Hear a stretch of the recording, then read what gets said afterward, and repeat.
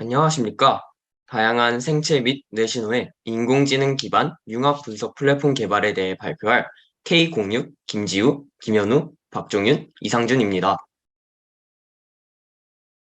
먼저 저희가 진행할 연구의 목적입니다. 국내에서 사용하는 실험 동물의 약 95% 정도가 설치류입니다. 그 중에서도 쥐는 사람과 유전적으로 약 90% 일치하기 때문에 의학 그리고 생물학 분야에서 매우 중요한 존재입니다. 따라서 쥐에 대한 개체 단위의 실험이 필요해 본 연구에서는 뇌 기능 분석 기법 중 하나인 행동 실험을 통해 뇌 기능 중에서도 쥐의 발성 기능을 분석하여 발성 회로를 찾아내기 위한 세포 수준의 통합 뇌회로 매핑을 진행하고자 합니다. 이는 행동 실험의 새로운 패러다임을 제시할 것이며 다양한 뇌질환의 치료와 예방에도 도움을 줄 것으로 기대됩니다.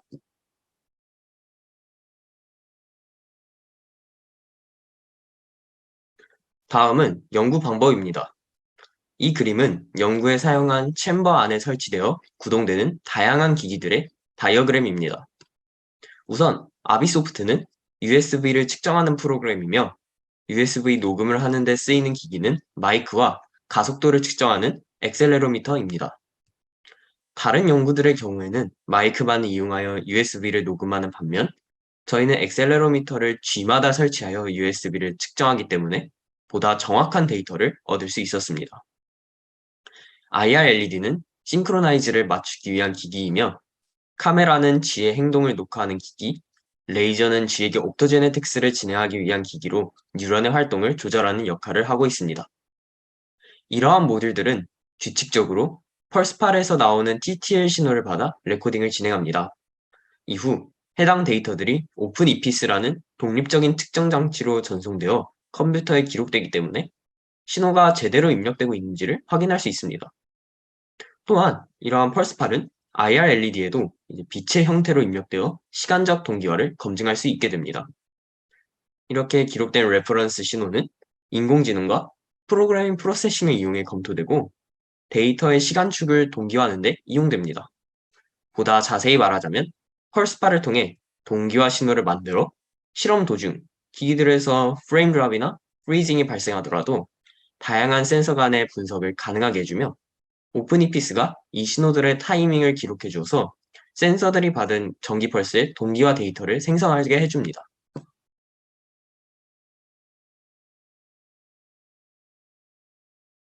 다음은 본격적인 행동 실험 방법입니다.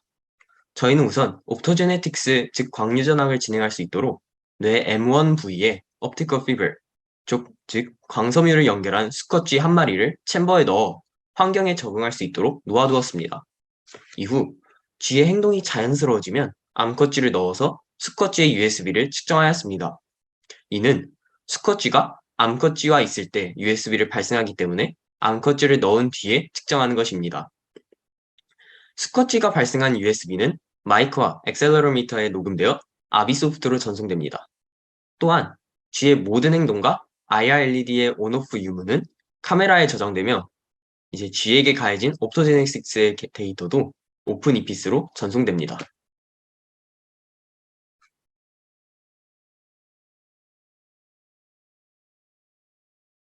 이 사진들은 저희가 연구하는 과정으로 왼쪽 사진은 쥐에게 쏠 레이저를 조절하는 모습이며 오른쪽 사진은 오픈 이피스와 아비소프트로 들어온 데이터를 분석하는 모습으로 저희는 실험실에서 직접 이러한 방식으로 연구를 진행하였습니다.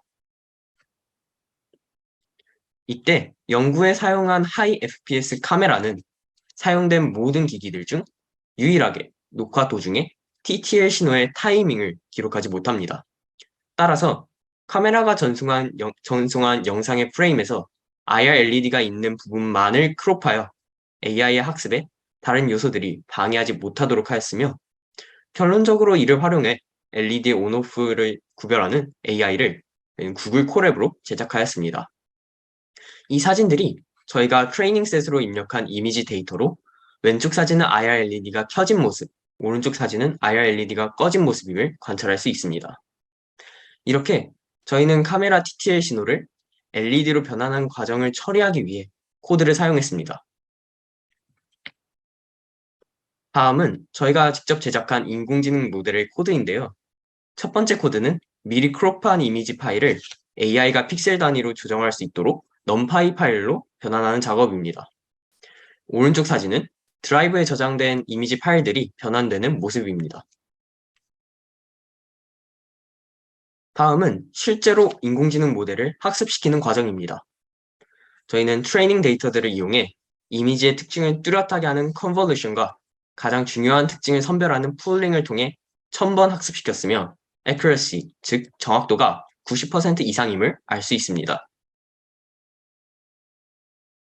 마지막 코드는 실제로 테스트 데이터를 입력하여 IR LED의 온오프를 이 AI가 구별할 수 있는지 측정하는 코드입니다. 이때 마지막 if문을 보시면 LED가 켜진 이미지만 출력하도록 하였기 때문에 LED가 켜진 85 on 이미지의 predict, 즉 예측값은 on이라고 출력했으며 LED가 꺼진 이미지인 85 이미지는 출력창에 띄우지 않았음을 알 수 있습니다. 이 측정 결과는 물론 테스트 데이터에 한해서지만 100%의 정확도를 보여주었기 때문에 저희는 이를 성공한 AI라고 볼 수 있겠습니다.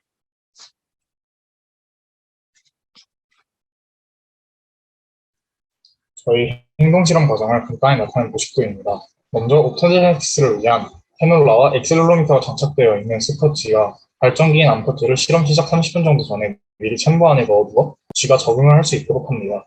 다음으로 스커치가 들어있는 케이지 안에 암퍼치를 넣어 스커치의 발성을 유도합니다. 암퍼치를 넣은 후 방음 챔버의 문을 닫고 3분 동안 레코딩을 진행하며 오토제네틱 자극은 스커치가 발성을 할 때와 발성을 하지 않을 때 1초간 10mW의 자극을 주며 앞서 설명한 기기들을 이용해 쥐의 바이오 시그널들을 측정하였습니다. 그리고 이 실험을 마친 뒤에는 암퍼치를 바꿔가며 또다시 실험을 진행합니다. 다음으로 데이터 비주얼라이제이션 과정에 대해 설명하겠습니다. 행동 실험을 통해 마이크와 액셀러로미터를 이용하여 USB를 레코딩한 오디오 파일을 스펙트로그램으로 플로팅한 화면입니다. 상단의 스펙트로그램이 마이크를 통해 측정한 데이터이며 하단의 데이터가 액셀레로미터로 측정한 데이터입니다. 저희 챔버 셋업에서는 같은 센시티비티로 측정했을 때 액셀레로미터가 마이크보다 정밀한 측정 결과를 레코딩하는 것을 볼 수 있었습니다. 또한 액셀레로미터를 통해 측정하면 두 마우스 이상을 가지고 실험을 할 때 특정 마우스의 USB만 선별하여 측정할 수 있다는 장점이 있습니다. 다음으로 행동 실험을 통해 만들어진 데이터를 시각화한 피규어입니다. 가장 위의 그래프는 레이저 스티뮬레이션을 하기 전, 하는 동안, 한 후 각 1초의 마우스 발성 길이 데이터이며 밑에 두 그래프는 액셀러로미터를 통해 녹음한 프리퀀시를 각각 스펙트로그램과 컴바인 플롯으로 나타낸 것입니다.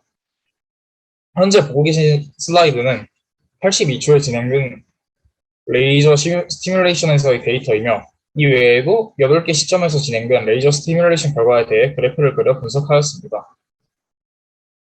이처럼 데이터를 비주얼라이징하여 문제가 있는 데이터를 파악하고 제거하기 위해 USB 오디오 파일을 스펙트로그램과 스펙트로그램에서 나타나는 USB 신호들 중 가장 강한 매그니튜드를 가지는 프리퀀시, 즉 피크 프리퀀시를 플로팅하여 레이저 스티뮬레이션 타이밍 그래프와 함께 컴바인 플롯으로 시각화하였습니다. 데이터 시각화를 하기 위해 전처리한 데이터들을 통해 간단한 분석을 진행하였습니다. 저희는 피크 프리퀀시의 개수를 사용하여 마우스가 일정한 시간 안에서 발성을 한 시간을 구할 수 있었습니다. 앞에 각 초에서 피크 프리퀀시 데이터의 평균, 표준 편차, p 밸류 값을 구하였습니다.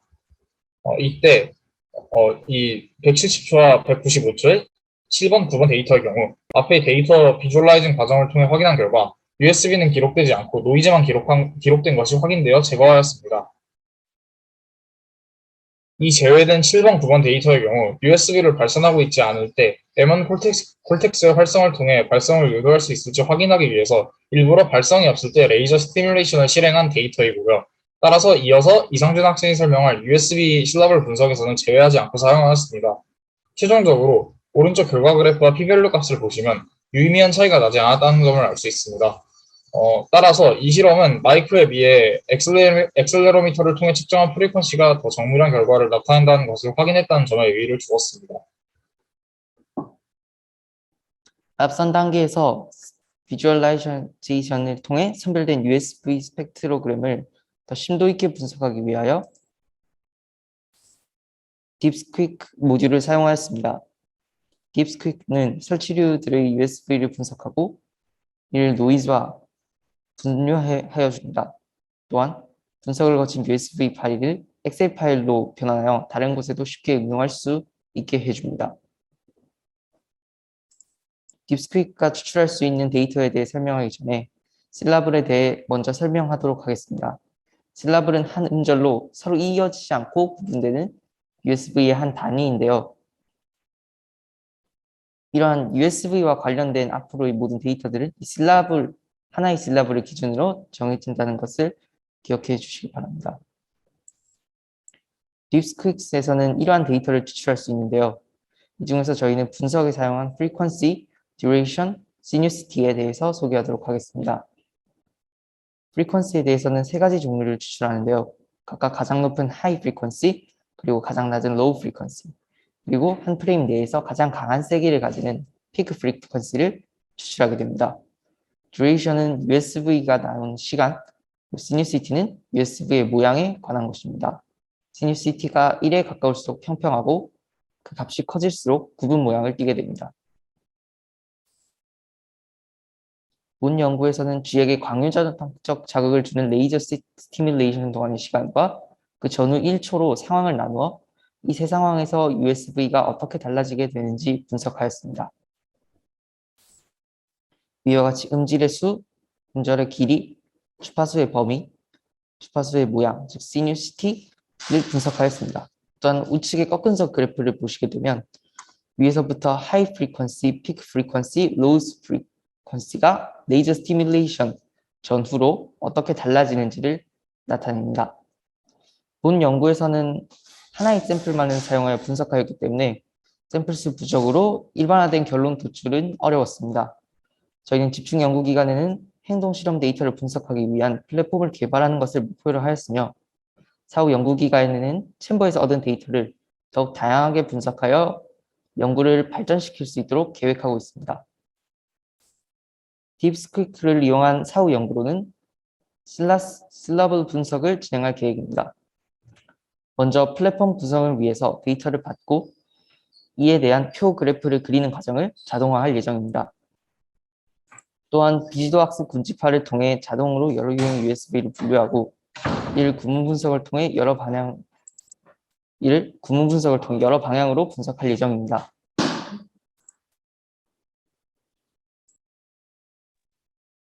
네, 다음은 마우스의 행동 분석 과정입니다.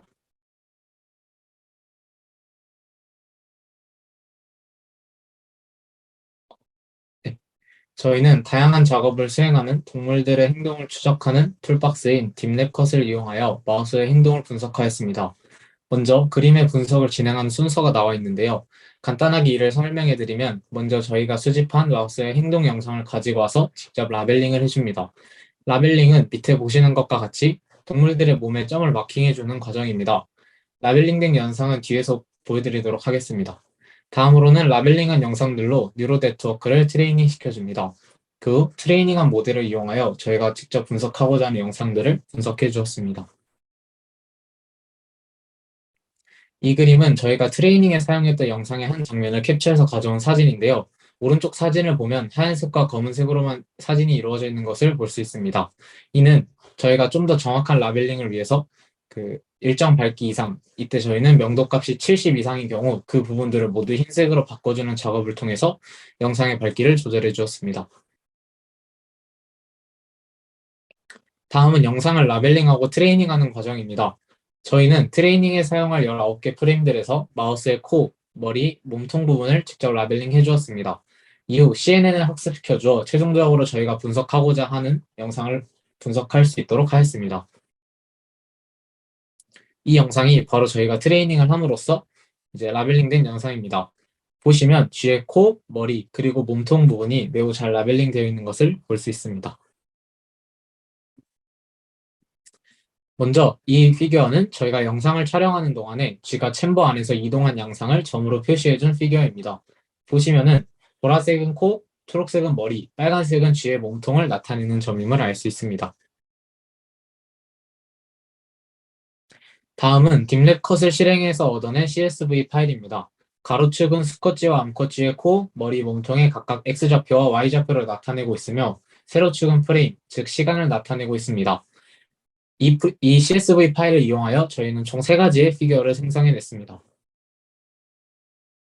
첫 번째는 왼쪽에 보시는 것과 같이 오토제네틱스를 실행하기 전, 실행하는 도중, 그리고 실행한 후에 수컷쥐의 평균 이동 속도를 나타낸 피규어입니다. 그 옆에 있는 피규어는 마찬가지로 오토제네틱스를 실행하기 전, 도중, 그리고 후에 수컷쥐와 암컷쥐 사이의 평균 거리를 나타낸 피규어입니다. 이 피규어는 시간에 따라서 수컷쥐와 암컷쥐 사이의 거리를 점으로 찍어서 꺾은 선 그래프 형태로 나타낸 피규어입니다. 이때 파란색으로 칠해져 있는 부분이 바로 오토제네틱스를 실행하고 있을 때이며 그 전과 후로 나눠져 있는 것을 볼 수 있습니다. 네, 마지막으로 이번 집중연구 기간 동안 진행했던 내용들과 사후 연구 계획을 간단하게 요약하여 말씀드리도록 하겠습니다. 이번 집중연구 기간을 통해 저희는 다양한 오픈소스 기기들로 구성된 챔버를 이용하여 B6 마우스의 USB 발성 행동 실험을 진행하였습니다. 이를 통해 얻어진 데이터들을 시간축 동기화시켜 USB 오디오 데이터와 마우스 행동을 레코딩한 비디오 데이터를 오토제네틱스를 위한 레이저 스티뮬레이션 신호를 기준으로 데이터를 시각화하여 불필요한 데이터를 구별하는 작업, USB 실라블 분석, 그리고 행동 분석을 진행하였습니다. 사후 연구 기간에는 이 측정 및 분석 플랫폼을 저희가 더욱 발전시킬 계획입니다. 먼저 행동 실험의 경우 측정 기기들의 노이즈 감쇄 작업을 진행해서 데이터 측정을 더 안정화시킬 예정이며 데이터 시각화 작업은 사진뿐만 아니라 원하는 시간의 데이터를 바로바로 확인할 수 있도록 영상을 통한 데이터 시각화를 진행할 예정입니다. USB 분석 같은 경우에는 실라블의 클러스터링 작업과 지도 학습을 통한 자동 카테고리 분류 시스템을 구축할 예정이며 마지막으로 비디오 데이터를 통한 행동 분석을 위해 다양한 행동 실험 데이터 영상을 확보한 후 추가 학습을 통해 트래킹의 정확도를 올릴 예정이며 좌표 데이터를 이용하여 쥐의 머리 방향을 추적하는 등 더 많은 분석 방법을 찾아 적용시킬 예정입니다. 네, 이상으로 저희의 발표를 마치도록 하겠습니다. 감사합니다. 네, 소감 발표 시간으로 넘어가 보도록 할게요. 발표해 주신 순서대로 본인의 학교, 그다음 이름 말씀해 주시고 짧게 이번 프리얼피에 대한 소감 말씀해 주시면 되겠습니다. 네. 카이스트 06 백석고 1학년 김현우입니다. 우선 프리 URP를 진행하며 최신 학문을 연구하는 랩의 학생으로서 자부심을 갖기에 충분하였습니다. 그리고 수준 높은 과제와 조교 선생님들의 아낌없는 조언으로 관련 개념을 보다 쉽게 이해할 수 있었고 이를 응용하여 인공지능도 제작할 수 있었습니다. 또한 리서치 데이 때 카이스트의 실험실에서 연구를 진행하며 연구 방법은 물론 기본적인 생명 지식과 연구자로서의 자세에 대해서도 배울 수 있어 너무나도 뜻깊었으며 나아가 카이스트에서의 연구라는 새로운 목표를 설정할 수 있게 되었습니다. 이번 프리 URP를 통해 비슷한 꿈을 가진 친구들과 과학자로서의 길을 먼저 걸으신 선생님들의 조언을 들으며 뇌과학자로서의 꿈으로 한 걸음 더 가까이 간 것 같습니다. 이런 기회를 만들어주신 모든 관계자분들과 교수님들, 특히 저희 연구과제를 담당해주신 박영균 교수님, 정현태 조교선생님, 이나경 조교선생님, 원태현 조교선생님께 정말 감사드리며 K06 팀원분들께도 정말 고생하셨다는 말씀 드리고 싶습니다. 감사합니다.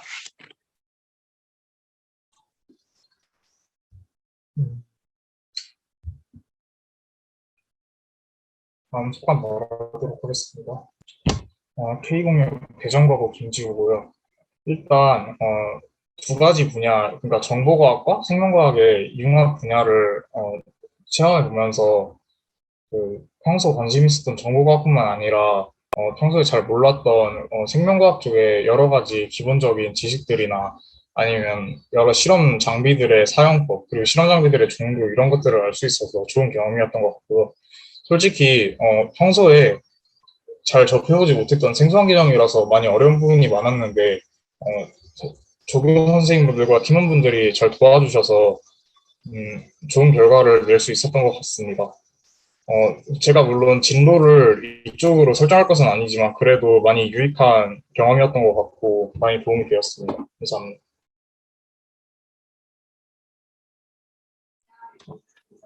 과제번호 K06 차원과학고등학교 이상준입니다.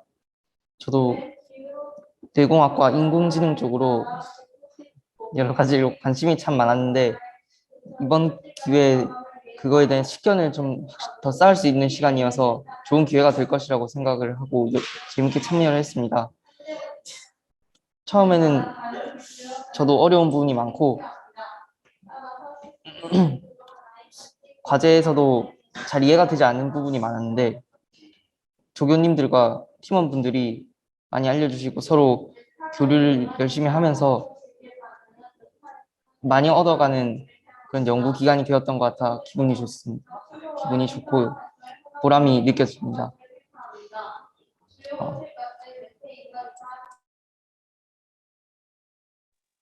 네, 다음 제주과학고등학교 2학년 박종윤입니다.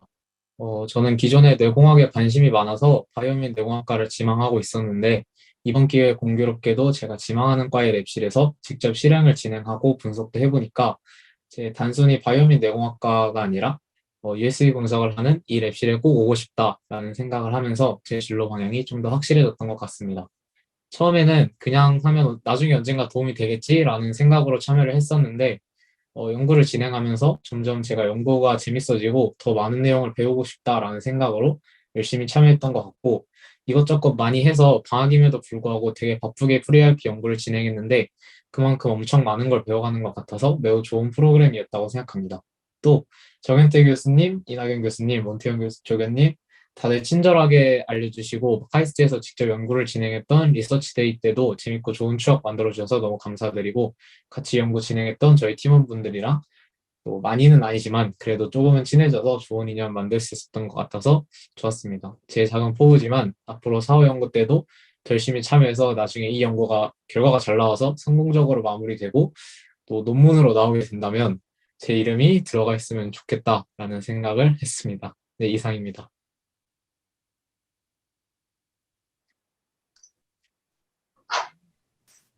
네, 이어서 혹시 정현태 조교님께서도 한 말씀 해주실 수 있나요? 네. 네, 안녕하세요. 저는 K06팀의 조교를 맡은 정현태입니다. 이번 ULP 프로그램을 통해서 학생들에게 저희 연구에 관하여 설명하면서 제가 이 연구에 왜 호기심을 가지게 되었는지와 연구 주제의 중요성을 되새김할 수 있었고요. 또 동기부여를 다시 할 수 있는 계기를 가질 수 있었습니다.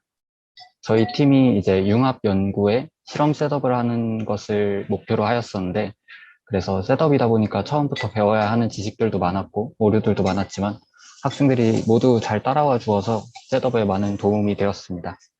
그리고 하나를 알려주면 열을 해내는 모습들을 보면서 얼마나 대단한 연구자로 성장할지 정말 무서웠습니다. 그리고 훌륭한 학생들이 들어와서 적은 시간 동안 측정 플랫폼과 분석 플랫폼을 모두 빠르게 구축할 수 있었고 연구를 위해서 알아야 하는 사전 지식들이 많아 배워야 하는 내용들이 많았을 텐데 그래도 불평 불만 없이 모두 잘 따라와준 지우, 종윤, 현우, 상준 학생들 모두에게 정말 고맙다는 말을 전하고 싶습니다. 그리고 학생들이 다른 연구실에서 연구를 원하신다면 어쩔 수 없지만 나중에 모두 저희 연구실에서 같이 연구를 진행할 수 있었으면 좋겠습니다. 다들 사전 연구, 집중 연구 기간 동안 정말 수고 많으셨습니다.